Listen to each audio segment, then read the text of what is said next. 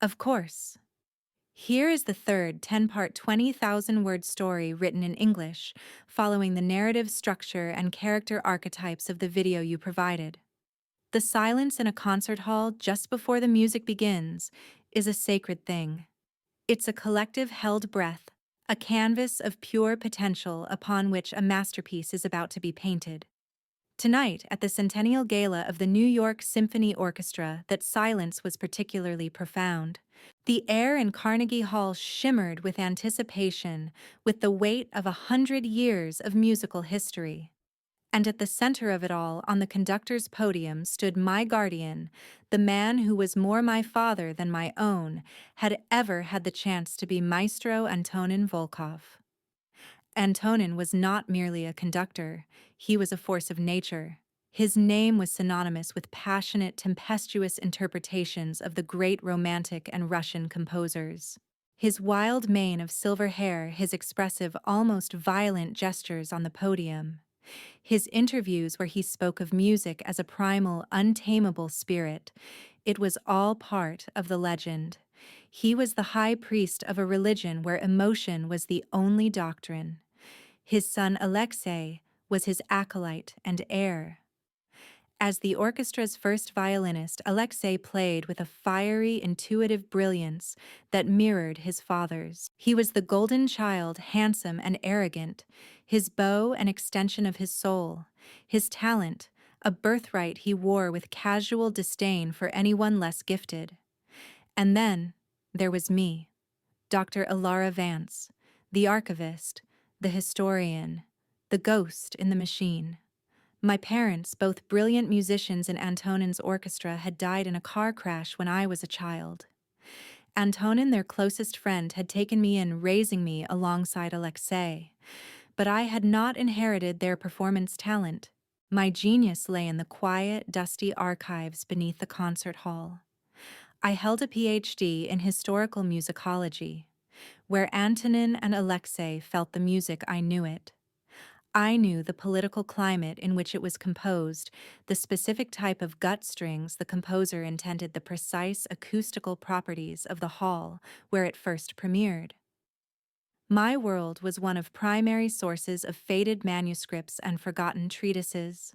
Antonin had created the position of head of archives and historical research for me, a fond, slightly paternalistic gesture to keep me within the orchestra's family, but I always felt like a curator in a museum of living gods. Tonight was meant to be a bridge between our worlds. As part of the centennial celebration, Antonin had agreed to let me create a new performing edition of Bach's Brandenburg Concerto No. 3. Using my research, I had stripped away centuries of Romantic interpretation. I had specified a smaller ensemble Baroque-style bows and a slightly lower pitch, all to recreate the sound Bach himself would have heard. It was, to me, the sonic equivalent of removing yellowed varnish from an old master painting to reveal the vibrant colors beneath. I sat in my usual seat in the archivist's box, my knuckles white as the orchestra performed my edition. The sound was leaner, clearer, more articulate than the lush, heavy Bach the audience was used to. It was a clockwork of perfect, intricate beauty.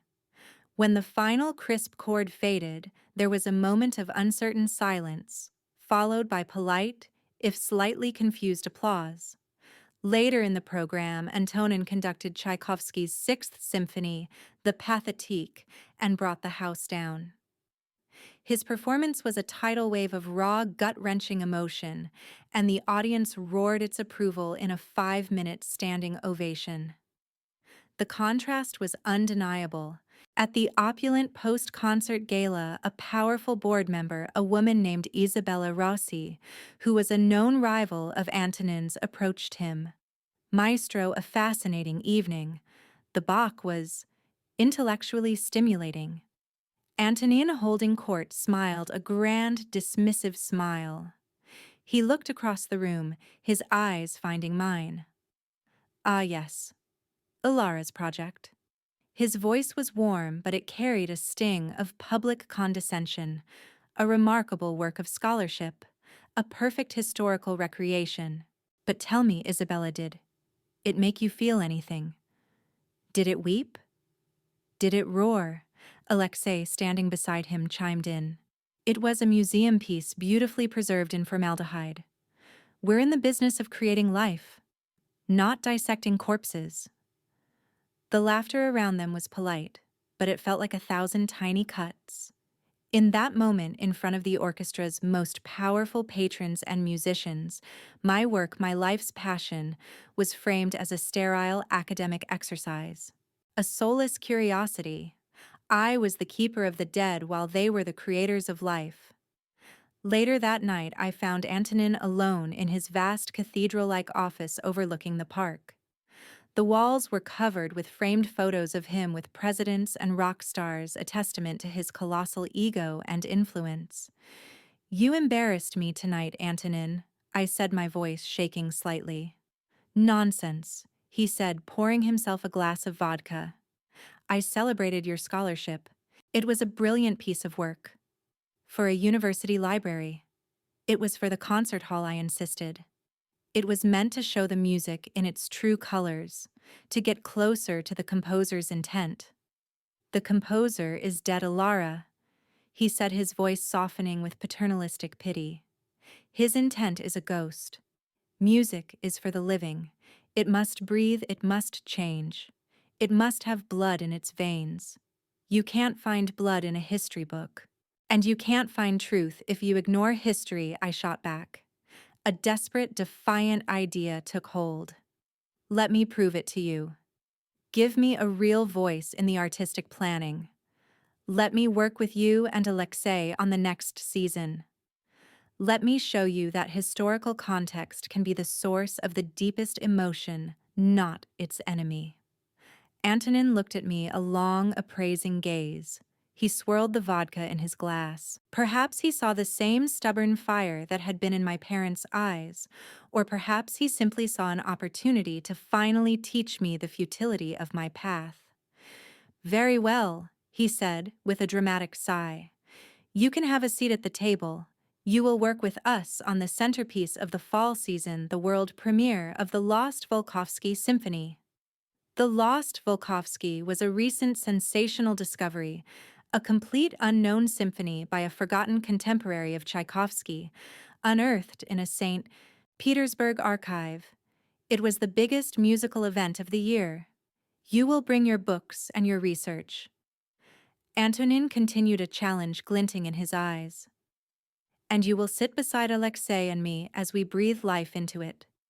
We will see whose method finds the true soul of the music, the historians or the artists." It was a test, a public contest he was certain he would win. He was giving me a rope, fully expecting me to hang myself with it. But it was the only rope I had. I would step out of the archives and onto the stage, metaphorically at least. I would take my world of facts and evidence and pit it against their world of pure, unadulterated instinct. And I would prove that the color of truth was more vibrant than anything they could imagine. The Artistic Planning Committee for the New York Symphony was not a committee, it was a court. And Antonin Volkov presided as its absolute monarch. My new seat at the long, polished table felt less like a promotion and more like being a defendant in the dock. The other members, seasoned administrators, and senior musicians treated me with a polite deference that barely concealed their skepticism. I was the maestro's ward, the bookish archivist. They called me the curator, a name whispered with a mixture of pity and condescension. "Does the manuscript specify the barometric pressure for the premier curator?" Alexei would mock during meetings, to the sycophantic laughter of his followers. We wouldn't want to be historically inaccurate. I ignored the barbs. I buried myself in the work, focusing all my energy on the Volkovsky Symphony. The original manuscript, acquired by the orchestra for a staggering sum, was my entire world. It was a beautiful, fragile object, the composer's hand elegant and clear. But as I spent weeks studying it, a growing sense of unease began to creep in. The symphony was a work of immense ambition, but it was structurally flawed. The transitions were awkward, the orchestration in places seemed thin and unbalanced, and the final movement, a thundering allegro, felt unearned, as if it belonged to a different piece entirely. When the orchestra began rehearsals, the problems became glaringly obvious. The music simply didn't cohere. It was a collection of beautiful, disjointed ideas. Antonin's approach was to force it into submission through sheer willpower. He drove the orchestra relentlessly, demanding more passion, more fire, more emotion, as if volume and intensity could paper over the structural cracks. "The feeling is in there," he would roar from the podium, his silver hair flying. "You are not digging deep enough." Alexei, as the concertmaster, tried to smooth over the awkward passages with his own virtuosic flair, adding flourishes and embellishments that only served to highlight the symphony's inherent weaknesses.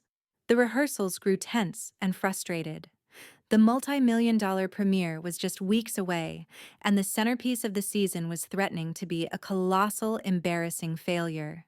The crisis came to a head when a small, brittle section of the manuscript crumbled during a heated rehearsal, revealing a watermark on the paper beneath that was previously hidden. I rushed the damaged page to my conservation lab in the archives. Under a microscope, my blood ran cold. The watermark was from a paper mill in Vienna, but I knew from my research that Volkovsky had never left Russia. Furthermore, the chemical composition of the ink in the final movement was different from the first three. I knew what I had to do. I spent the next 48 hours in a frantic, sleepless race against time, cross-referencing every known piece of Volkovsky's music, his letters, his diaries. I analyzed the harmonic language, the melodic contours, the orchestration habits. I wasn't just looking at the notes. I was looking for the composer's unique musical fingerprint. The truth, when it emerged, was shocking. The first three movements were undeniably Volkovsky's work, but they were from three separate unfinished symphonic sketches. The awkward transitions were because they were never meant to be joined. And the final movement, it wasn't Volkovsky's at all. The musical fingerprint belonged to a different composer entirely, a minor forgotten Austrian composer who had once briefly corresponded with Volkovsky. The manuscript wasn't a lost symphony. It was a fraud. A brilliant, audacious forgery created by a 20th century music dealer, pieced together from fragments to create a sensational, saleable masterpiece. I burst into Antonin's office, my research spread out in my hands. He and Alexei were in the middle of a heated argument about the failing finale. I laid out the evidence on his desk, the watermark analysis, the ink chromatography, the detailed musical deconstruction. "It's a fake, Antonin," I said, my voice breathless. "The whole thing is a forgery. That's why it doesn't work." Antonin stared at the evidence, his face a thundercloud of disbelief. Alexei laughed out loud. "A forgery? Don't be ridiculous. You're just trying to make excuses for why your precious history books can't explain the music. The music is there. We just need to find it." "The music isn't there because it was never meant to be," I retorted. "We have to cancel the premiere. We have to announce the truth." Cancel? Antonin's voice was a low growl. "The entire season is built around this premiere. The tickets are sold. The critics are flying in from around the world. It would be a humiliation of epic proportions. It would ruin us. Performing a fraud is a bigger humiliation," I insisted. He looked at me, his eyes blazing with a desperate, cornered fire. He saw his reputation, his legacy about to go up in flames. "No," he said, his voice dangerously quiet. "The premiere will go on, but we will not perform the forgery." He turned to me, and for the first time his gaze held not condescension, but a desperate plea. "You say you can understand the composer's intent. You say you can find the ghost in the manuscript. Then do it. Fix it." "Fix it?" I was stunned. "How? The fourth movement doesn't exist." "Then you will write it," he commanded. "You will use your research, your analysis of his musical DNA, and you will compose a finale in the style of Volkovsky." a finale that sounds more like him than he did. You will create the ghost. You have 1 week. It was an impossible task. He was asking me not just to be a historian, but to be a composer, a creator. He was asking me to do the one thing I had never believed I could do. But as I looked at the panic in his eyes and the smug disbelief on Alexei's face, I knew I had no choice. It was the ultimate test. He had challenged me to find the soul of the music. Now he was ordering me to create it from scratch. The week that followed was a descent into a creative madness I had never known. My archive, my sanctuary of quiet facts, became a composer's cell. I slept on a cot surrounded by Score's historical treatises and the faint, dusty smell of old paper. I wasn't just analyzing Volkovsky's music, I was trying to inhabit his mind. I erased and rewrote hundreds of bars of music, searching for the right melodic turn, the right harmonic progression. I was chasing a ghost, and slowly, painstakingly, I began to give it form.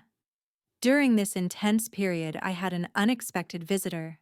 Leo Feldman was the orchestra's head luthier, a quiet, gentle man in his late 60s, who worked in a small, cluttered workshop filled with the sweet scent of varnish and old wood. He was a master craftsman responsible for the maintenance and repair of the orchestra's priceless collection of string instruments. He was a man of few words, but his hands were eloquent, and his knowledge of his craft was bottomless. He came to my archive under the pretense of checking the climate control, but I could see a troubled look in his wise, sad eyes. I heard about the manuscript, he said, his voice a low murmur. The maestro is asking the impossible of you. The impossible is his specialty, I replied with a weary smile. Leo looked around my archive at the stacks of books and scores. You believe the truth is in here, in the history. I believe the truth is in the object itself, in the wood, in the varnish, in the hands that made it. He hesitated, then seemed to come to a decision. Dr. Vance, Ilara, there is something I must show you. Something I have kept to myself for many years for fear of what it might mean. He led me from my archive to his workshop, a place that felt even more sacred and ancient. Tools that had not changed in centuries hung from the walls. The patient, half-finished bodies of violins and cellos lay on his workbenches like sleeping creatures. He walked to a heavy steel vault in the corner of the room. From it, he carefully removed 2 violins. To the untrained eye, they looked identical, their reddish-brown varnish glowing under the single lamp. On the left, he said, his voice hushed with reverence, is the Volkov, the Stradivarius that Alexei plays, the pride of the orchestra. And on the right is a violin from my personal collection. A fine 18th century Italian instrument, but nothing special. He handed me a luthier's magnifying glass. Look here, he said, pointing to the F-hole of the Volkov Stradivarius. Look at the purfling, the inlaid strip of wood around the edge. I peered through the glass. The purfling was perfect, flawless. Now look at mine, he said. I examined his violin. The purfling was slightly less regular, almost imperceptibly so. A true Stradivarius, Leo explained, was made by a human hand. There are always tiny imperfections, the signature of the master. They are as unique as a fingerprint. The purfling on the Volkov is too perfect. It is mathematically, mechanically perfect. It is the work of a modern machine, not a master's hand. My blood ran cold. What are you saying, Leo? I am saying, he said, his voice heavy with a sorrowful certainty, that the Volkov Stradivarius is a fake. A magnificent, brilliant, multi-million-dollar fake. And I suspect the others in the collection are as well. The implications were staggering. The orchestra's collection of rare Italian instruments, valued at over $100 million, was its most famous asset, a symbol of its prestige and history. They were on permanent loan from the Volkov Thorn Foundation for the Musical Arts, a foundation Antonin had established in my parents' name after their death, funded by their estate, and his own contributions. "Why haven't you said anything?" I whispered, my mind reeling. Who would I tell? He asked, a sad smile on his face. "The Maestro, the board which he controls. They would call me a madman. They would destroy me. I am a humble craftsman, Ilara." I had no proof, only the intuition of my hands and my eyes. "But you understand proof. You understand history." Suddenly, a dozen small disconnected facts clicked into place in my mind. Antonin's lavish lifestyle far exceeding a conductor's salary. The orchestra's constant, mysterious financial shortfalls, despite record-breaking ticket sales. The opaque, unaudited nature of the foundation's finances. Antonin wasn't just a brilliant conductor, he was a thief. He had been systematically selling off the real, priceless instruments and replacing them with near-perfect modern replicas, pocketing the difference all under the cover of a charitable foundation named after my own parents. The forgery of the Volkovsky Symphony wasn't an isolated incident. It was part of a pattern of audacious, breathtaking fraud. The weight of this new knowledge was crushing. I was not just fighting for my professional philosophy. I was now fighting against a crime of unimaginable scale perpetrated by the man who had raised me. I looked at Leo, his face etched with the burden of his long-held secret. "We need proof, Leo. Real scientific proof." He nodded slowly. "There is a way. A dendrochronology test. It can date the wood of the instruments. It is non-invasive. But the equipment? It is specialized. And we would need to get a sample from the instruments without anyone knowing." "Leave that to me," I said, a cold, hard resolve solidifying in my heart. The impossible task of composing a finale suddenly seemed secondary. I was no longer just chasing the ghost of a dead composer. I was hunting a living monster, and he was hiding in plain sight on the most famous podium in the world. My life split into two parallel clandestine streams. By day, I was the composer locked in my archive wrestling with the ghost of Volkovsky, painstakingly crafting a finale that would be a perfect, seamless extension of his musical DNA. By night, I was the investigator working with Leo in his silent lamplit workshop, plotting how to expose a fraud that struck at the very heart of the orchestra. The first step was to obtain the proof. Dendrochronology. The science of dating wood by its growth rings required a specialized piece of equipment, a high-resolution digital scanner. It was expensive, and we couldn't simply purchase it through the orchestra's channels. I used my own savings, the inheritance from my parents that Antonin had so piously placed in a trust for me to secretly order the device. The irony was bitter. I was using my parents' money to uncover how their memory had been desecrated. While we waited for the scanner to arrive, I finished the symphony. After a week of relentless obsessive work, I had it. A 15-minute finale, a rondo full of Slavic fire and melancholy orchestrated so perfectly in Volkovsky's style that I myself could no longer tell where his fragments ended and my own composition began. I had created a perfect forgery, a beautiful lie, in order to save the premiere. I presented the score to Antonin. He studied it for an hour in complete silence, his face unreadable. Alexei hovered nearby, smirking, expecting failure. Finally, Antonin looked up, and for the first time I saw a flicker of genuine, unadulterated shock in his eyes. "It's him," he whispered as if seeing a ghost. "The voice. It is his." He handed the score to the orchestra's copyists, and the next day we rehearsed it. The change was miraculous. The finale provided the perfect emotional and structural resolution to the preceding movements. The awkward transitions now made sense as foreshadowing. The symphony, once a disjointed collection of fragments, was now a cohesive, powerful whole. The musicians, relieved and inspired, played with a newfound passion. My beautiful lie had worked. The premiere was saved. My victory, however, was hollow. It was a means to an end. The real work began when the dendrochronology scanner arrived smuggled into the workshop in a packing crate marked Varnish Supplies.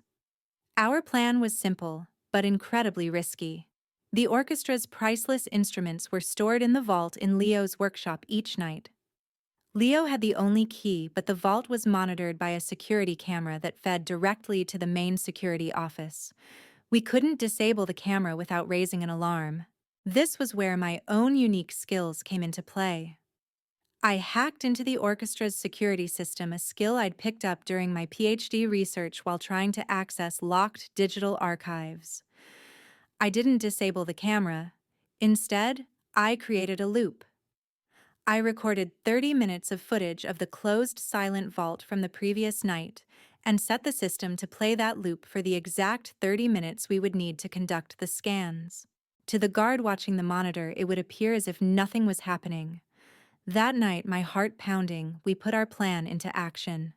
Leo opened the vault, his hands trembling slightly.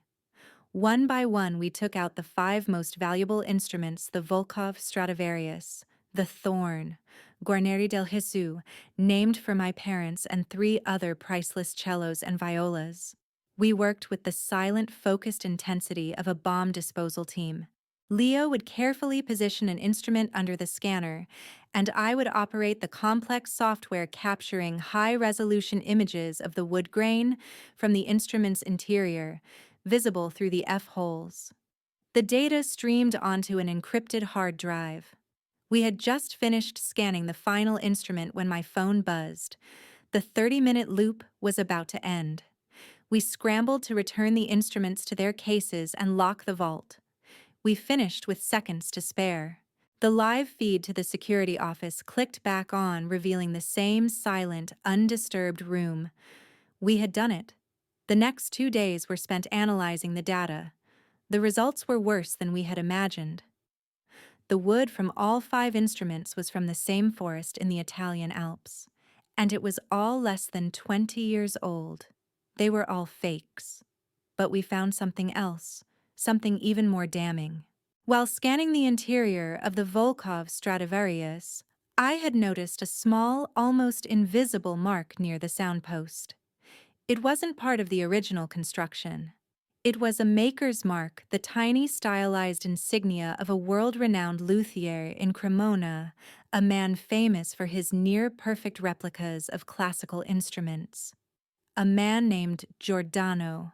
A quick search of financial records this time, public import-export databases revealed that Giordano had shipped 5 instrument cases to a private holding company in Delaware over the past 10 years.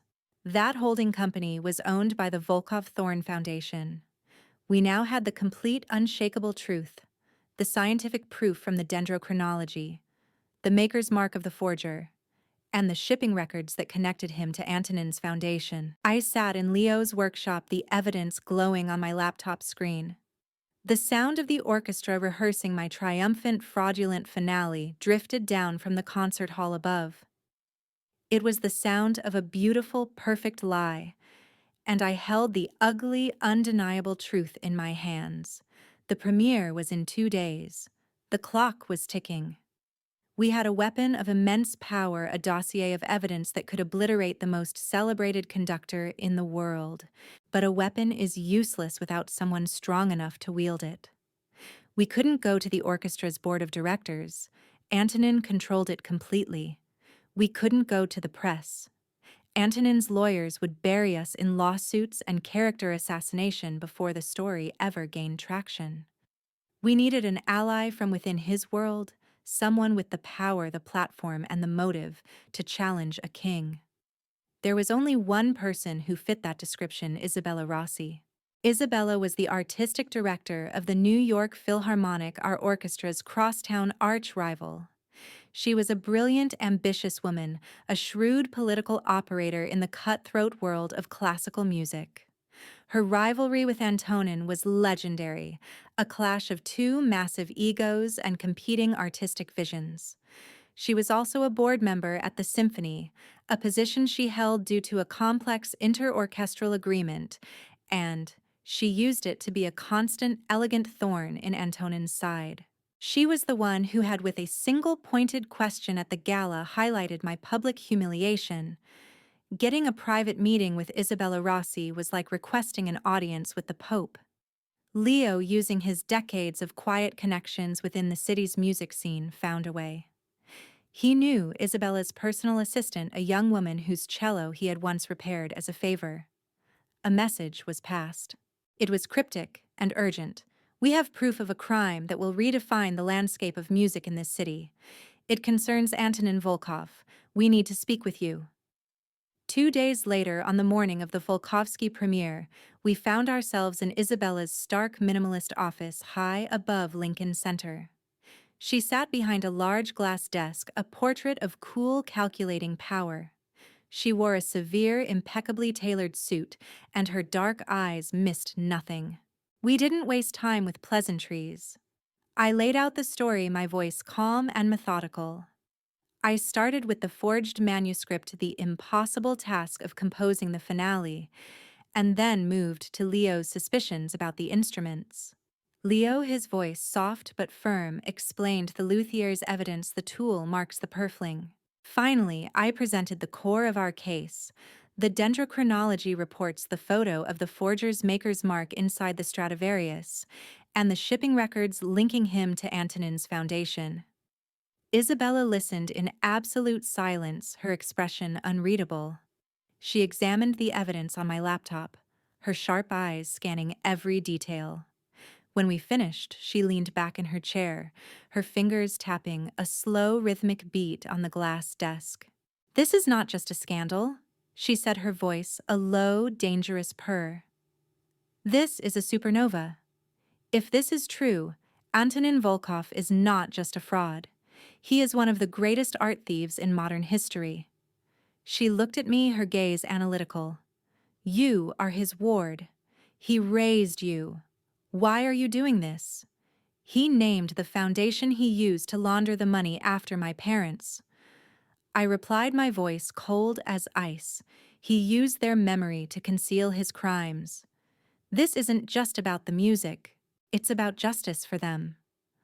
A slow, predatory smile touched Isabella's lips. She saw the truth of our evidence, but she also saw the opportunity of a lifetime. This was her chance to not just defeat her rival, but to utterly annihilate him. "The premiere is tonight," she said, more to herself than to us. "The entire world will be watching. The critics, the donors, the international press. It's the perfect stage." She stood up and began to pace her mind, clearly working at lightning speed. "A press conference is too clumsy. A lawsuit is too slow. This needs to be done with surgical precision. It needs to be done with theater." She stopped and looked at us, a brilliant, audacious plan forming in her eyes. "There is an emergency meeting of the International Music Council in Vienna next week. They are presenting Antonin with the Karajan Medal for Lifetime Achievement. It's the highest honor in our world. It will be live-streamed globally. I am on the presenting committee." She paused, letting the implications sink in. "I will need your evidence. All of it. I will need to have my own experts verify it discreetly within the next 48 hours. And I will need one of you to be in Vienna with me." She looked at Leo. "Mr. Feldman, your testimony as a master luthier will be the voice of irrefutable truth." She then turned to me. "And you, Dr. Vance, your part is to do nothing. You will attend the premiere tonight. You will take your bow for your magnificent, fraudulent finale. You will let Antonin have his moment of triumph. Let him climb to the very top of the mountain. It will make the fall so much more spectacular." It was a plan of breathtaking cruelty and genius. She was going to use the very institution of classical music to pass judgment on its most celebrated figure. She was going to turn his Lifetime Achievement Award into his public execution. We gave her the encrypted hard drive. The weapon was now in her hands. The premiere of the Volkovsky Symphony was the kind of night that becomes legend. The air in Carnegie Hall was electric thick, with the buzz of a major cultural event. Every seat was filled. Critics had flown in from London, Paris, and Tokyo. The weight of expectation was immense. I sat in my box watching the audience settle. I saw Isabella Rossi in her seat giving me a brief, almost imperceptible nod. Across the hall, Alexei sat with a smug proprietary air ready to lead the orchestra in what he believed was his father's triumph. Antonin himself, when he walked onto the stage, was met with a tidal wave of applause. He looked like a king ascending his throne, basking in the adoration of his subjects. He was at the absolute zenith of his power and fame, and I knew it was all about to end. The knowledge was a cold, hard stone in my stomach. The performance was by any measure a triumph. The orchestra, finally armed with a cohesive and powerful piece of music, played with a passion and precision that was breathtaking. The first three movements, Volkovsky's authentic fragments, were filled with a dark Slavic romanticism, and then came the finale. My finale. As the first notes of the fourth movement began, a strange sense of detachment washed over me. I was listening to my own creation, my own secret being brought to life by one of the world's greatest orchestras.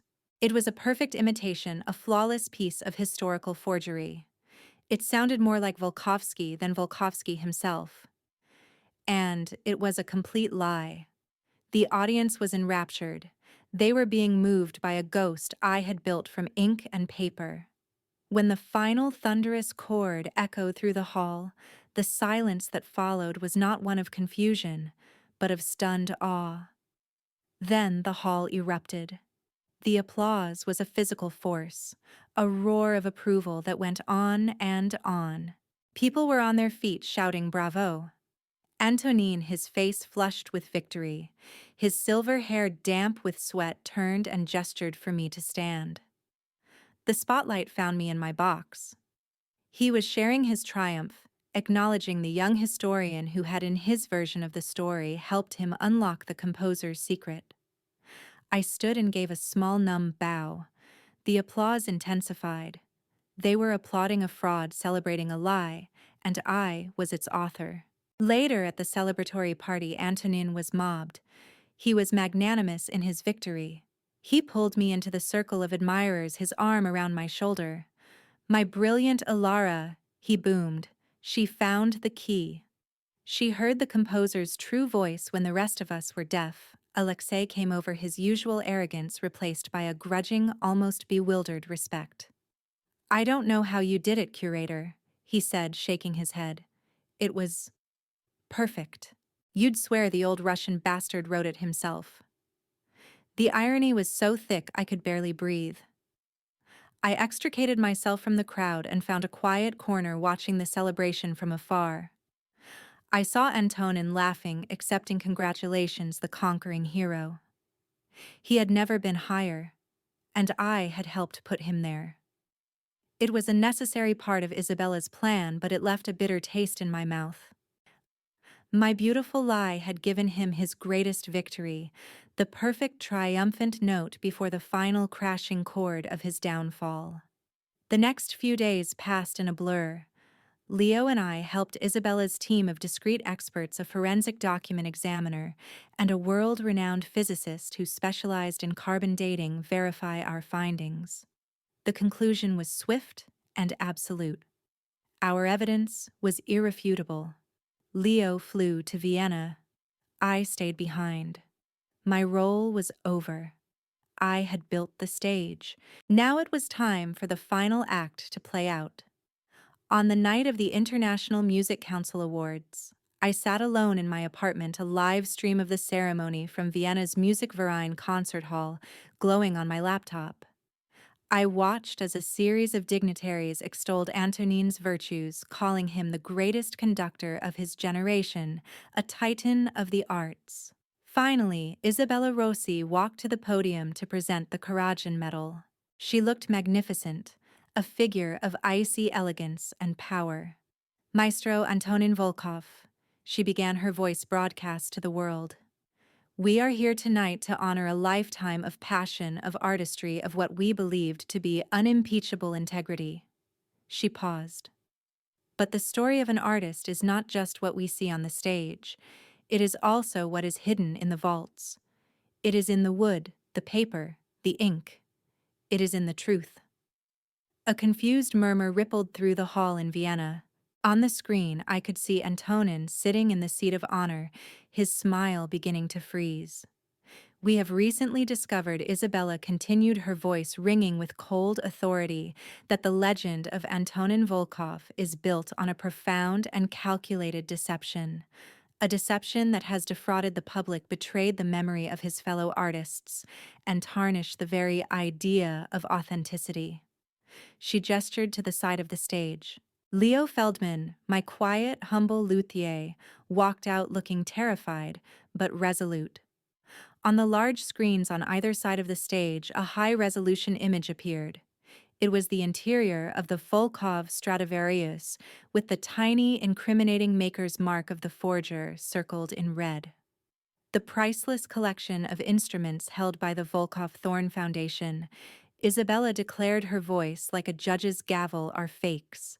Brilliant forgeries commissioned by the Maestro himself, while the real instruments were sold off to fund a life of luxury. A collective gasp went through the audience. Antonin had leapt to his feet, his face a mask of apoplectic rage. And the sensational Lost Symphony that premiered to global acclaim this week, Isabella wasn't finished. Another forgery. A brilliant piece of music, yes, but not by the composer whose name is on the title page. She looked directly into the camera as if speaking to me. The truth, it seems, is a far more complex and interesting composition than the lies. The feed from Vienna showed chaos. Antonin was shouting, being restrained by security. The world of classical music was imploding live for the entire world to see. I closed my laptop. The triumphant note had faded. All that was left was a long, deafening silence. The scandal was a cultural earthquake. The image of the great Maestro Volkov, his face contorted in rage, as he was escorted from the stage in Vienna, was seared into the public consciousness. The story dominated the news cycle for weeks. The art heist of the century, the brilliant forgeries, the betrayal of a sacred trust. Antonin was not arrested in Vienna. His power and wealth allowed him to charter a private jet back to New York, where he was met not by adoring fans, but by federal agents. The evidence provided by Isabella, Leo, and me was overwhelming. He was charged with wire fraud, mail fraud, money laundering, and a host of other crimes. His assets were frozen, his passport confiscated. The king was a prisoner in his own palatial apartment awaiting a trial, whose outcome was a foregone conclusion. Alexei was implicated not as a co-conspirator, but as a beneficiary of the fraud who had demonstrated willful blindness. His career was over. No orchestra would hire the son of the most notorious art thief in the world. His fiery talent was extinguished by the shadow of his father's disgrace. The New York Symphony was thrown into chaos. The board was gutted. Donors fled. The season was canceled. The institution was fighting for its very survival. I was for a time a person of intense interest. The media wanted to paint me as the avenging angel, the brilliant historian who had single-handedly brought down a tyrant. I refused all interviews. I retreated to the quiet sanctuary of my archive, my work now to help the federal investigators catalog the extent of the fraud. A month after the Vienna incident, I received a call from Antonin's lawyer. The maestro was requesting a meeting. He would not speak to anyone else. Against my better judgment and the advice of the prosecutors, I agreed. I needed to face him one last time. The meeting was held in his apartment, the one where he had raised me. The grand rooms, once filled with music and laughter, were silent and oppressive. The priceless art was gone, replaced by yellow evidence tape. He sat in a large armchair looking like a deposed king. He was shrunken gray, the fire in his eyes reduced to a dull, resentful glow. He did not apologize. He did not confess. He accused. "You did this. He hissed his voice, a dry rasp. You, with your books and your science and your cold, dead facts. You couldn't create, so you chose to destroy. You destroyed yourself, Antonin. I said, my voice calm. You did it every time you sold a piece of history. You did it every time you lied. You did it when you put my parents' names on a foundation built to hide your crimes. I gave you a life, he spat. I took you in. I gave you a home. I gave you a place in my world. And you repaid me with this. With betrayal. You betrayed me first, I said. You betrayed my parents. You betrayed every musician who ever played for you. You betrayed the music itself. You talk about soul, about passion, but what you had wasn't passion. It was just ego. A colossal, ravenous ego that consumed everything around it, including the truth. He seemed to deflate the rage, leaving him replaced by a hollow weariness. He gestured to a violin case resting on the piano. It was the Volkov, the beautiful, worthless fake Stradivarius. It's a better instrument than the original. He said, his voice barely a whisper. The sound is more powerful, more consistent. The original was temperamental, flawed. I made it perfect. Just like the symphony. I took a collection of broken pieces and I made it whole. I made it better. Why is that a crime? He still didn't understand. He never would. His entire life was a forgery, and he had convinced himself it was better than the real thing. I'm leaving now, Antonin, I said. There was nothing more to say. As I turned to go, he said my name. Ilara. The finale. Your finale. It was magnificent. It was the music I have been hearing in my head my entire life. It was the only honest thing he had said. A confession of his own artistic failure, an admission that my cold, dead facts had managed to create the very beauty he had spent his life chasing. It was not a compliment. It was the bitter final cry of a defeated man. I walked out of the silent apartment and left him there with his unstrung violin and the ghost of the music he could never truly call his own. The trial of Antonin Volkov was a formality.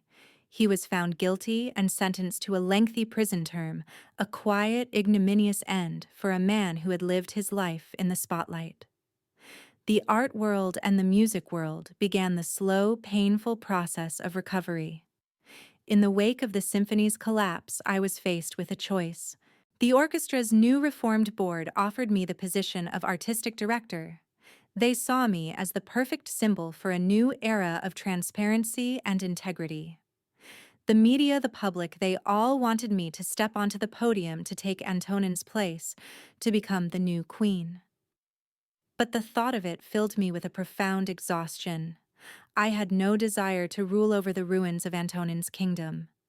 My war was not about power. It was about truth. The podium, the applause, the politics of running a major orchestra. It was his world, not mine. My purpose lay elsewhere.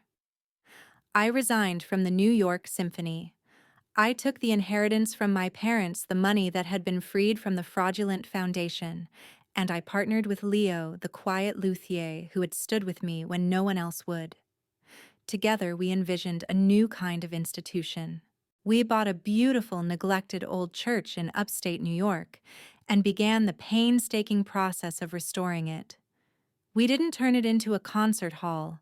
We turned it into a hybrid, a place that was part archive, part laboratory, part workshop, and part performance space.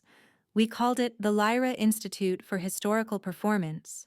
Our mission was radical. We sought to dissolve the artificial wall between the scholar and the performer. We would be a place where musicians could learn not just how to play their instruments, but to understand their history, their construction, their context. We would have a world-class musicology library, a state-of-the-art materials science lab for analyzing instruments and manuscripts, and a workshop where students could learn the art of instrument making from masters like Leo. And we would have a performance space, the old church sanctuary with acoustics that we could modify to replicate the sound of different historical venues, from a Baroque chamber to a romantic concert hall. We wouldn't just teach music, we would teach the sound of history itself. The idea was met with skepticism from the established conservatories, but it attracted a new breed of musician, young, brilliant performers who were tired of the rigid dogma of the old guard, who were intellectually curious, and who believed, as I did, that the deepest emotion comes from the deepest understanding. My office was a small sunlit room that had once been the church vestry. Leo's workshop, filled with the scent of wood and varnish, was in the nave. Our whisper room was now a place of light collaboration and the quiet, focused work of discovery and creation. I stood before our first class of 20 students. They were violinists, musicologists, cellists, and even a young composer. They looked at me with a mixture of awe and curiosity. They knew my story. I didn't begin with a lecture. I began with a sound. I took out a simple, old-fashioned tuning fork and struck it. A pure, clear A415, the pitch of the Baroque era, filled the room. This, I told them, is where it all begins. Not with a grand emotion or a fiery passion, but with a fact, a standard, a piece of shared verifiable truth. Some will tell you that this is cold, that this is sterile. They will tell you that art is about breaking rules, not following them. I looked around at their faces. They are wrong. True artistry, true freedom is only possible when you first understand the structure you are working within. You must know the rules before you can break them with purpose. You must understand the history before you can make it new. Our job here is not to replicate the past. It is to learn from it, to understand it so deeply that we can create a future for music that is both authentic and alive. In that moment, standing in that restored church, surrounded by young, eager minds, I knew I had found my true calling. I was not a conductor. I was not a performer. I was a keeper of the tuning fork, the person who provides the clear, true note from which all beautiful music can then be made. The Lyra Institute flourished. In a few short years, it became a beacon for a new way of thinking about classical music. Our graduates were sought after for their unique combination of technical virtuosity and deep historical knowledge. They were known for performances that were not just emotionally powerful, but intellectually resonant. We were slowly changing the conversation. My life settled into a fulfilling routine of teaching, research, and guiding the Institute's growth. The ghost of Antonin Volkov had long since faded, his name, now just a footnote in the history I taught. The premiere of the fraudulent Volkovsky Symphony, the beautiful lie I had created, became one of my most effective teaching tools, a case study in the complex relationship between authenticity, style, and creation. One day, a crate arrived from a university archive in Prague. It was part of an academic exchange program I had established. They had sent us a collection of uncatalogued 19th century manuscripts for our students to study. As I was going through the collection, my hands protected by white cotton gloves, I came across a small, unbound folio. The handwriting was instantly shockingly familiar. It was the elegant, slightly chaotic script of Volkovsky. My heart began to pound. It wasn't a symphony. It was a collection of sketches, fragments of melody ideas for a string quartet. And tucked into the back of the folio was a letter written in Russian from Volkovsky to his Austrian composer friend, the one whose music had been stolen for the fraudulent fourth movement. I carefully scanned the letter. My Russian was good, but I took my time, ensuring I missed nothing.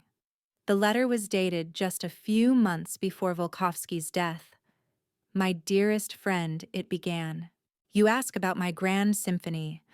Alas, it has defeated me. The finale, it will not come. I have the fire, the themes, but I cannot find the form to contain them. It is a beast without a skeleton. I have decided to abandon it. Perhaps it is for the best. My talents, I now believe, are for the smaller forms, the intimate conversation of a string quartet. He went on to discuss the sketches in the folio, the new, more modest direction his work was taking. He had not been defeated by a lack of passion, but by a surplus of it. He had recognized his own limitations, a moment of artistic self-awareness and humility that Antonin could never have conceived of. But it was the final line of the letter that made me stop breathing. P.S. I have enclosed a small gift, a theme that came to me in a dream. It feels complete, perfect. But it does not belong to me. It does not sound like my own voice. It sounds like the future. Perhaps you will know what to do with it. Tucked into the fold of the letter was a single sheet of music paper.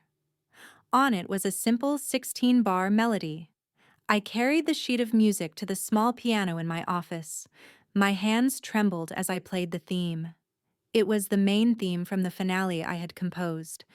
The melody I thought I had created, the ghost I had so painstakingly constructed from my analysis of his musical DNA, was his after all.